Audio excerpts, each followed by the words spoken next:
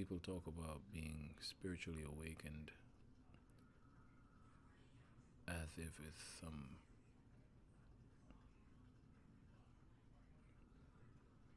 brand or something that you wear to say, "Hey, look at me, I'm spiritual awakened," and you know, this is me. Look at me. I don't, that's not spiritual. That's not being spiritually awakened. Being spiritually awakened is not.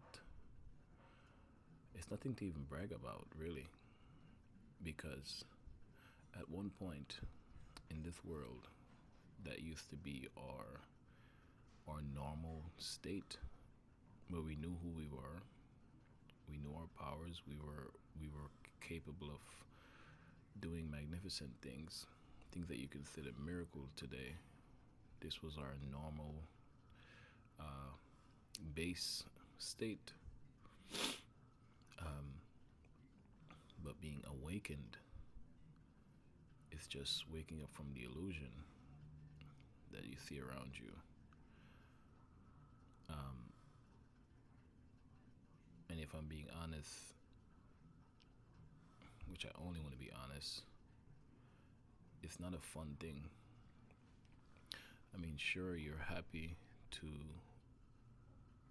remember self. Um,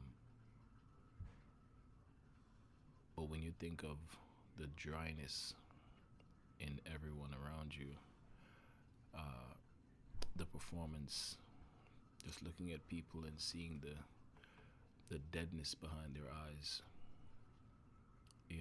the fact that you could be talking to somebody about something that you're so passionate about, and they will nod and they will yes you to death, but they know nothing is in. They know nothing is landing, um, and they don't care that nothing is landing. They're just pretending to know what you're talking about because they don't want to feel left out. Um, which is another facet of the ego. You don't know more than me, or you're not better than me. You know, life becomes lonely because even if you have somebody who you trust and you want to share this with them, at least for me, I've had people who I thought was spiritually aware of self and the divine that lives within us, and I start to share some of the stuff that is happening with me, and it immediately becomes a competition. Like, this person can't wait for me to finish my sentence so they could tell me about a thing that happened to them too. you know and they'll be telling you this while they're doing something that makes them happy here, like, um, this person could be telling you this while they're you know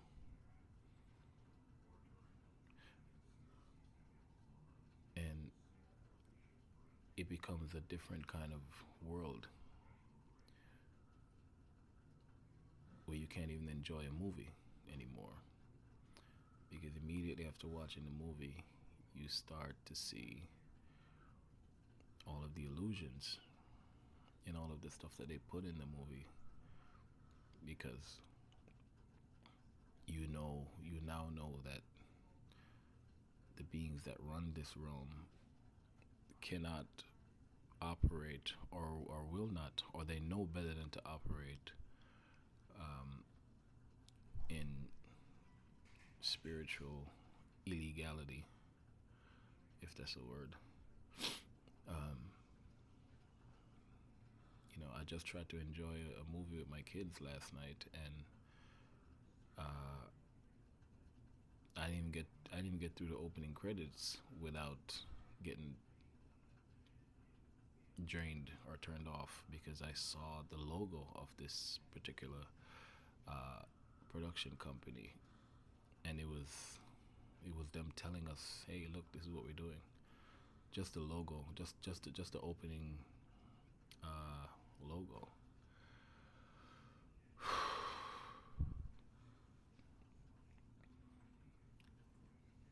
It's like everybody's lying to themselves, and you're the only one awake. That's how it feels. It feels like everybody's in the house with you, and you all took a nap, and then you woke up first, and then the rest of them are sleeping, and you're just up with you and your thoughts. But while being up with you and your thoughts, you could look at their bodies lying around sleeping, and you see the true them, the soul. That's when they're sleeping, quiet, not talking, that is. Because once they wake up, the ego gets turned on, and then they have something to prove again. And you could just, and that's always been a blessing and a curse for me, because I could just never sit there in bliss and even be angry at people for too long, because I understand their pain, and I understand how trauma affect different how trauma affects different people, because I've been through it, and I've always felt a little bit more fortunate than most of the people that are in my life.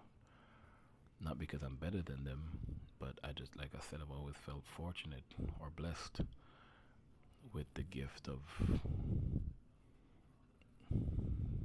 knowing too much.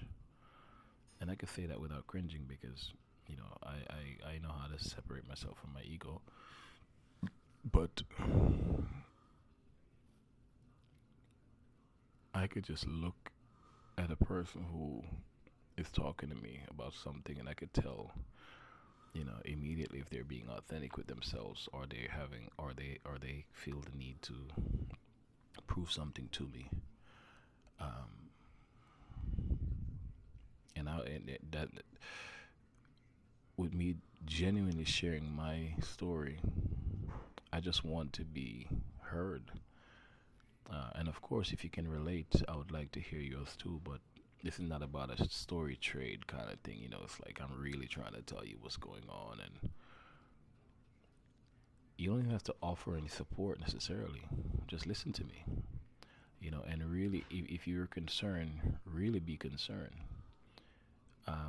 And don't show that, quote unquote, show that, like really be concerned. Like, don't show me that you're supporting. Like, don't be like, yeah, yeah, because that's performance also. And I just can't. And the only people I feel safe around are children.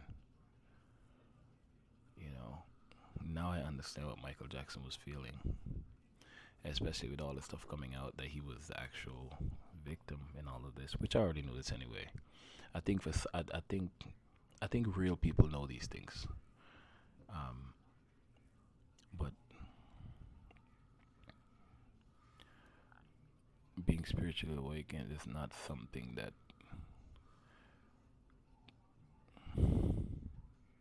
even just giving it a label, spiritually awakened. What does that even mean? You know,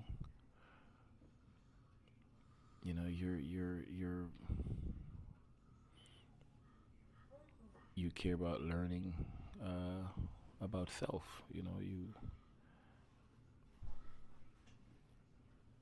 You want to wake up from the illusion, and you want to know self and know what this is about, and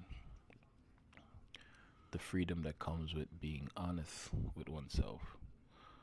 You know, I was playing with my baby yesterday.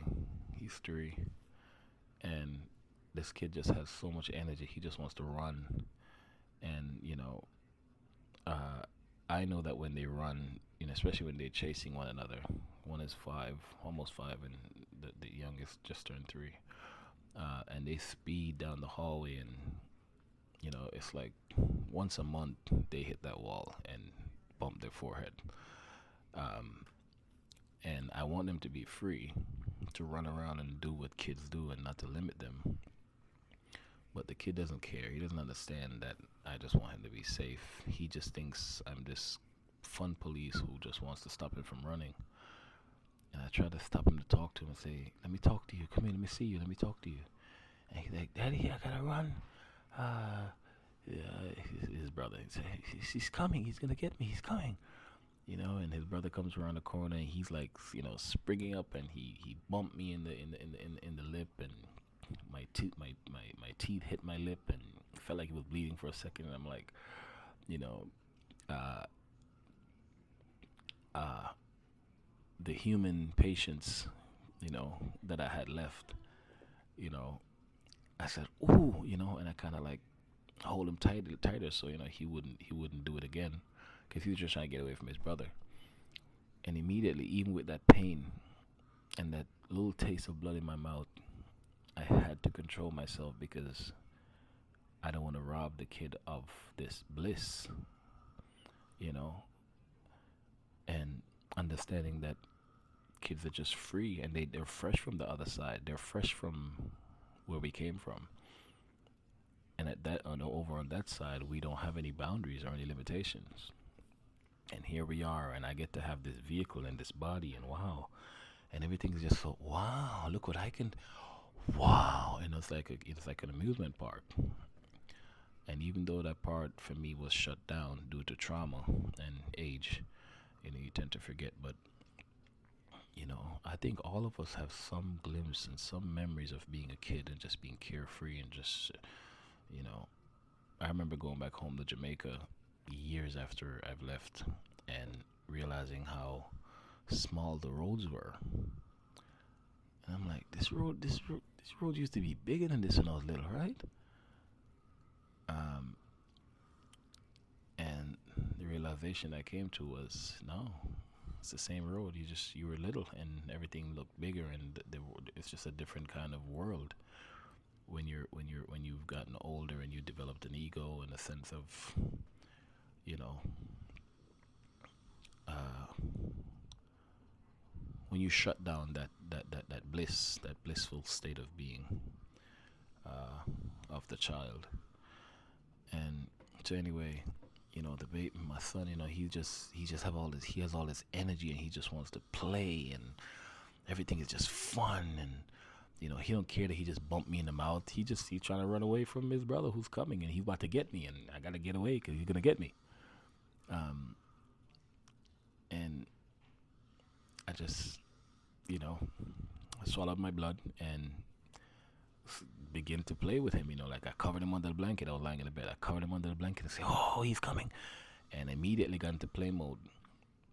And then the pain in my mouth went away, and I'm just playing now. You know, and just to remember how I got shut down for being as a child, just shut down just for being, because you were just too much. You know, and maybe sometimes they shut us down because we were playing too much or we were gonna be in danger. But uh, I gotta say, a lot of the times when I got shut down as a kid, it was because I was too much, and you're having fun and y'all being loud, and you know, coming from my parents' generation, like growing up with those parents, especially in the part of Jamaica that I grew up, which is nothing but poverty and heat and no AC and just primal shit. Uh, and the struggle that the powers that be, the system puts them, through, it's hard to maintain your bliss, and to hear kids yelling and screaming, even if you're screaming in joy, it's hard to it's hard for them, to allow you to be, because they got screwed up as kids and somebody yelled at them because their parents were even more poor and more frustrated or whatever. And of course, people develop all kinds of mental illness through trauma and stuff too. So Everyone's patience is different. But I know it sounds like I'm rambling, but you know me, I'm not gonna edit this video. It's just me sharing my thoughts. But you know, I was just online and I saw this person made a video about being spiritually awakened, and you know, this person is in a I don't know. This person was in like this nice car and have their hair and their makeup all done up, and you know, I'm not saying you can't have I'm not saying that you're not telling the truth because you're wearing makeup or you're in your car, your fancy car or whatever. But I'm saying waking up the way I did, at least, because I can only speak for myself. You don't even care for you don't even care for I mean, I'm not gonna make a video with my background looking crazy or you know laundry on the floor. I don't have laundry on the floor regardless. But just you know, it's just hard to distinguish who's being authentic. You know, the fact that you decide to set your camera up and you edit it in a way where your voice sounds choppy and you know it's one scene to another and you're making content. I hate that word. As I said, you know, I try not to edit these videos because I want my thoughts to flow, and I don't care to edit it. If you get the message, you get the message. Now, as far as Instagram or TikTok, you know, where you know you have this, for instance, Instagram, you have this 3 minute limit where you know your reels might not get pushed as much as shorter videos. The point is to have the message get out, you know, and I'm not trying to make this a career. You know, I'm not trying to make money off of this.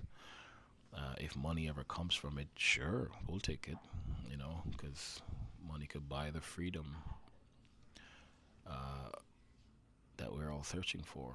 Sure, it won't be the freedom that we have on the other side, but it provides some cushion to navigate this realm. Sure, let's have it. But my goal is to not get rich or create a career out of making videos. That's just not my plan.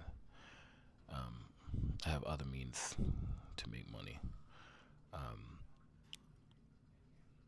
but it's just not it's not a fun place to be. At least where I am right now. I'm not saying it's not gonna get better because it might just get all the better that it can get. And maybe one day I will make another video because I feel inspired and I'll just happen to be sitting in my Porsche. So even that you can't even judge. But